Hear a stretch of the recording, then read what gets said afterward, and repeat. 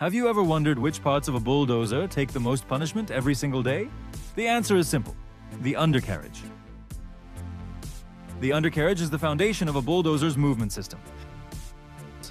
Major undercarriage components include track chains, track shoes, bottom rollers, carrier rollers, front idlers, sprockets, segment groups. Track chains connect all track components together and transfer power from the final drive to the ground. They are responsible for supporting machine weight, providing traction, ensuring smooth machine movement, handling heavy loads and harsh conditions. Track rollers support the bulldozer's weight and guide the track chain along the ground. Carrier rollers.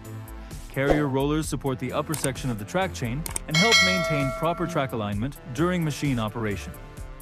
Front idlers guide the track chain and help maintain proper track tension. When rollers and idlers wear out, operators may notice. One of the most important power transmission components in a bulldozer is the sprocket. The sprocket engages directly with the track chain and converts engine power into movement. Many modern bulldozers use replaceable segment groups instead of a one-piece sprocket. Thank you for watching, and we'll see you in the next Heavy Equipment Spare Parts Guide.